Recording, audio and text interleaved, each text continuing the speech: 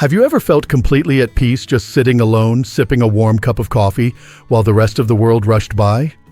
Maybe you found comfort in silence, more than in any crowded room. If that sounds familiar, you're not strange. In fact, you might just be one of the quietly remarkable people we're talking about today. There's something deeply powerful about aging and finding that your own company is enough. For many people over 60, solitude isn't loneliness. It's a sanctuary. And those who embrace it often carry with them some truly admirable qualities that younger folks rarely recognize. These aren't people who've given up on life. Far from it. They've simply learned to value themselves in a world that constantly tries to distract and overwhelm. Let me share with you some of the incredible strengths I've noticed in older individuals who cherish their alone time. These qualities aren't just inspiring, they're worth celebrating. One of the first things that stands out is how deeply self-aware they are. I once sat down with Susan, a 72-year-old retired school teacher who spent her mornings journaling and her afternoons walking through the park, alone. She told me that her favorite part of the day was when no one needed anything from her. That was when she could truly hear herself think. Susan had this calm, almost unshakable presence. She didn't brag, didn't seek approval. She just knew who she was. That's the power of self-awareness. It doesn't make you louder. It makes you steadier. People like Susan have spent decades reflecting on their lives, not just on what they've done, but on what it all means. They've made peace with their flaws, accepted their past, and learned how to live in the present. That kind of awareness isn't something you can buy. It's earned over time and often in quiet moments when no one else is watching. That's what makes it so rare and so beautiful. Then, of course, there's independence. Real, bone-deep independence.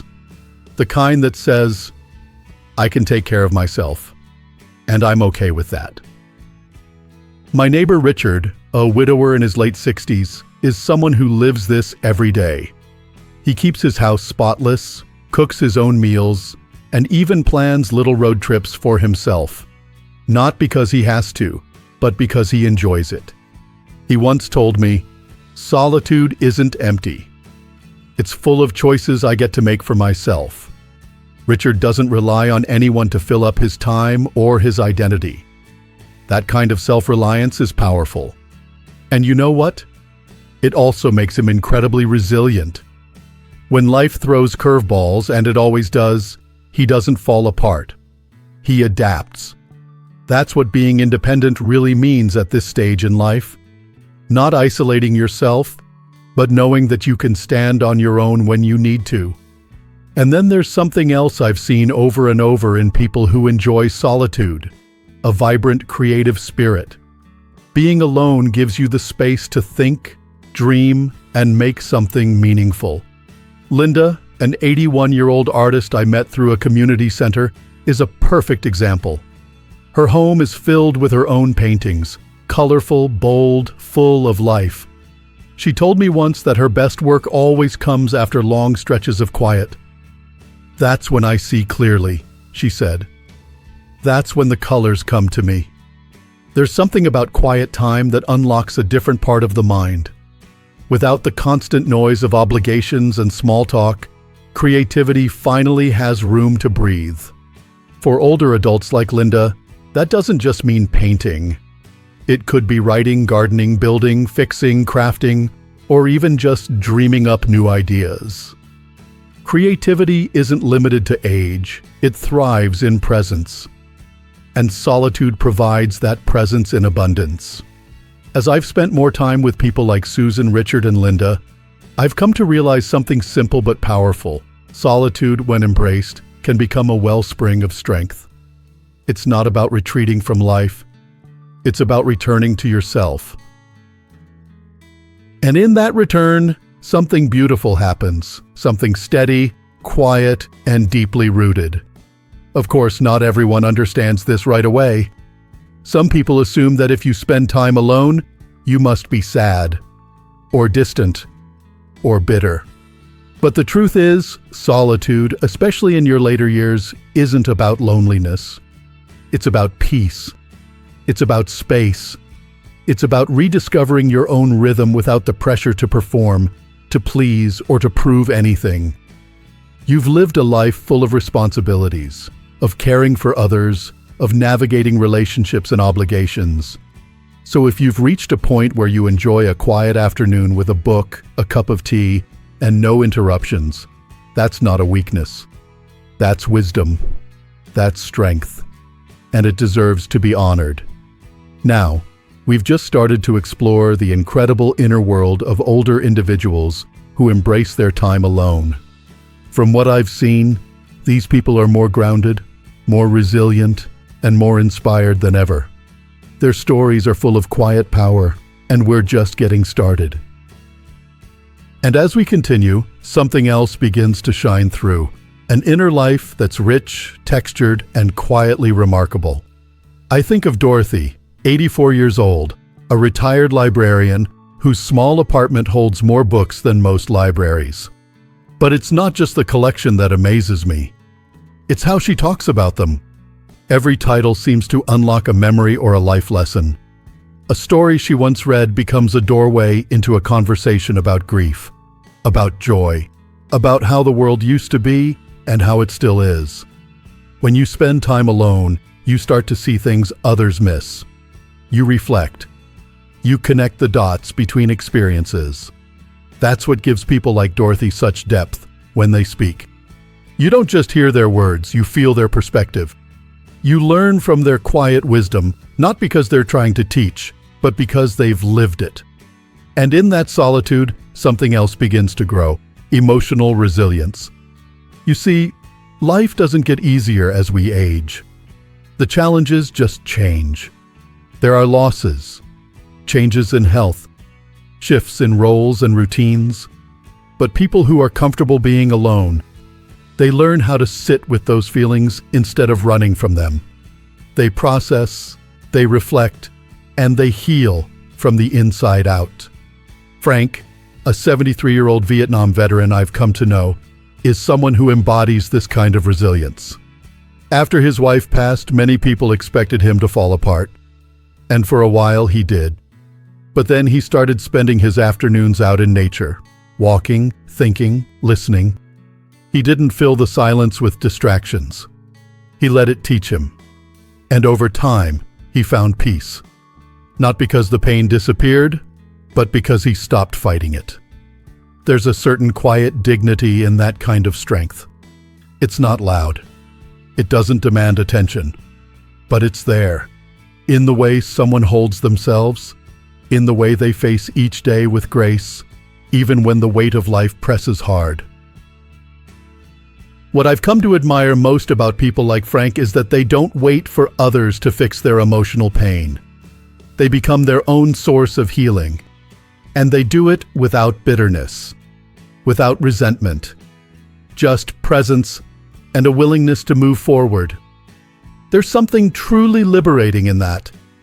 When you're no longer chasing after constant company or distraction, you begin to notice beauty in places others overlook. A warm patch of sunlight on the floor, the smell of old pages in a book, a bird singing outside your window. These small things become meaningful. That's what Barbara taught me. She's a retired nurse in her late 70s who finds happiness in the simplest moments, like her morning walks, where she listens to the birds and watches the world slowly come to life. One day, she told me, it's not that life became more peaceful. It's that I finally slowed down enough to see the peace that was already there. That's the gift of solitude. It teaches you gratitude. Not the loud kind you post about, but the quiet kind you carry with you. Gratitude for a body that still moves, for a memory that still holds laughter, for each day that arrives like a fresh page, waiting to be lived. And when you live like that, really live like that, you stop chasing more and start cherishing what you already have. You become more content, not because everything is perfect, but because your heart no longer needs perfection to feel full. That kind of contentment is contagious. Spend just a few minutes with someone like Barbara and suddenly you're breathing easier. Your shoulders drop.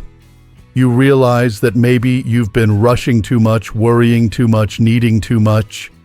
And maybe, just maybe, it's okay to sit quietly and just be. So often, society sends the wrong message, that if you're not busy, you're falling behind. But the truth is, some of the most grounded, wise, and creative people I've ever met are the ones who've learned how to be still, to be quiet, to be alone without feeling lonely. And as we explore this more, you'll see, these qualities aren't rare. They're growing in you too, even if you don't always notice. Each quiet moment you choose, each breath you take just for yourself, each time you listen more than you speak. That's your strength showing. That's your wisdom unfolding. There's something else I've noticed about older people who are comfortable in their solitude, and it's something that truly sets them apart. It's empathy. Deep, real, lived-in empathy. When you spend more time with your own thoughts, you start to understand emotions in a different way. You reflect not only on your own life, but also on the lives of others. That reflection opens your heart. Carol is a perfect example. She's 82 now, a retired social worker who spends her mornings volunteering at a local shelter. At first glance, she's quiet, soft-spoken. You might miss her in a crowd. But the moment someone starts talking to her, really talking, something shifts. Her eyes light up. She listens like there's nothing else in the world she'd rather be doing. And that's because she's learned how to be present. Solitude gave her that. Carol doesn't try to fix people. She doesn't offer advice unless they ask. What she gives is far more powerful, her full attention, her compassion. That kind of empathy isn't taught in books. It grows in silence and reflection, in the kind of inner stillness that solitude nurtures. And the people she listens to, they feel it. They leave her presence lighter, calmer, more seen. You see, when you know how to sit with your own emotions, you become someone others feel safe around. You no longer fear sadness or pain, your own or anyone else's. And that makes you incredibly comforting to be with. People don't need noise, they need presence. And solitude teaches you how to offer that presence, gently and powerfully. But with that empathy comes something just as important: boundaries. Not the kind that push people away, but the kind that protect your peace. Older people who value their alone time know when to say no. And they say it without guilt. Evelyn, my aunt, is one of those people. At 71, she's mastered the art of balance. She'll bake cookies for the grandkids one day, then spend the next with her phone off, reading by the window. She doesn't explain herself. She doesn't apologize. She simply honors her needs. And the amazing part? People respect her for it. That's the paradox. The more you respect your own time, the more others do too. Evelyn taught me that saying no can actually be a gift, not just to yourself, but to your relationships. Because when you take care of yourself, you show up more fully when it's time to connect. It's a quiet strength, this boundary setting. It's not about isolation. It's about self-respect. You understand what drains you, what nourishes you, and you make decisions accordingly. Not from fear, not from resentment, just from knowing who you are and what you need. And this brings us to one of the most surprising things of all. People often assume that those who like to be alone are somehow antisocial or distant. But in reality, the opposite is often true. Older people who enjoy solitude actually tend to have a heightened appreciation for the relationships they do have. Because they don't need constant interaction, they don't take connection for granted. They cherish it more deeply. Take my Uncle Walter. He's 77, loves his quiet evenings with a crossword and some jazz in the background. But when he meets up with his friends once a week for coffee, he's all in. No distractions, no checking the time, just laughter, stories, and warm conversation. He doesn't spread himself thin across dozens of social obligations. Instead, he invests his energy into a few meaningful relationships, and that makes those connections stronger. There's something beautiful about that. Solitude becomes the space where you recharge, and when you emerge from it, you bring your best self to the people who matter. You're not trying to impress. You're not performing. You're just present. That kind of presence is rare and deeply felt. So, if you've ever doubted the value of your alone time, I hope you see now. It's not just valuable. It's transformational. It's where your empathy grows, where your boundaries form, where your appreciation for others deepens, not weakens. You are not less connected because you enjoy your own company. In fact, you may be more connected, more grounded, more sincere than most people ever realize. And that is something to be proud of. As we bring this journey to a close, I want to speak directly to you. Yes, you. The one who finds joy in quiet mornings, who feels calm when the world finally settles down, who's learned, over time, that your own company can be the most healing presence of all. The truth is, the older you get, the more you realize how precious peace really is. You don't chase noise anymore. You don't fill space just to fill it. Instead, you choose moments. You choose meaning. You choose yourself, not out of selfishness, but out of wisdom. That's not just admirable. It's inspiring. You've likely faced things that once felt unbearable, loss, change, loneliness, and you've walked through them with quiet strength. You've learned that time alone isn't something to be feared. It's something to be honored. Because in those moments, you hear yourself more clearly. You notice the little things. And you start to see life not as a race, but as a gift. Maybe you've sat by a window and watched the rain fall without rushing to be anywhere. Maybe you've held an old photograph and smiled, letting memories rise and pass like waves. Maybe you've spent an entire afternoon reading a book without checking your phone once. And in those moments, haven't you felt, if only for a second, that deep exhale of contentment?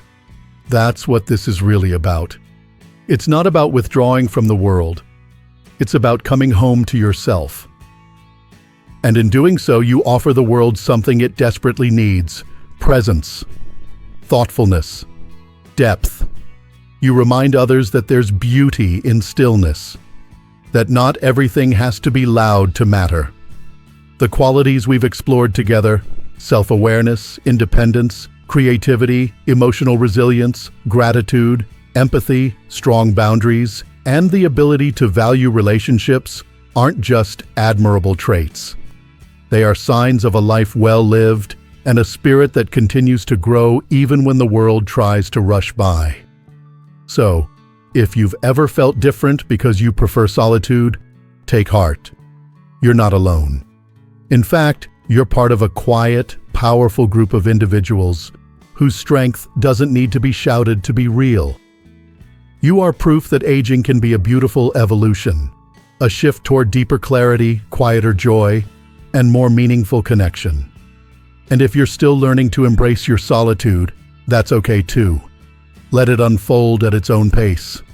Let yourself settle into it, like a favorite chair that fits better with time. You might just discover that the things you used to think were missing were never outside of you. They were waiting inside for you to be still long enough to hear them. Before we go, I want to say thank you for spending this time with me, for listening, for being open to seeing yourself in a new light. I know the world often forgets the wisdom of older souls. But not here. Not today. So take a moment after this video ends. Sit quietly. Maybe reflect on something that spoke to you. Maybe just breathe. And remember, your quiet strength, your presence, your story, it all matters. You matter. If you found something meaningful in this message, I'd love to hear from you in the comments. Share your experience. Share your peace. And if you feel moved, go ahead and like this video, subscribe to the channel, and keep this gentle conversation going. This isn't just a channel, it's a community. And your voice belongs here.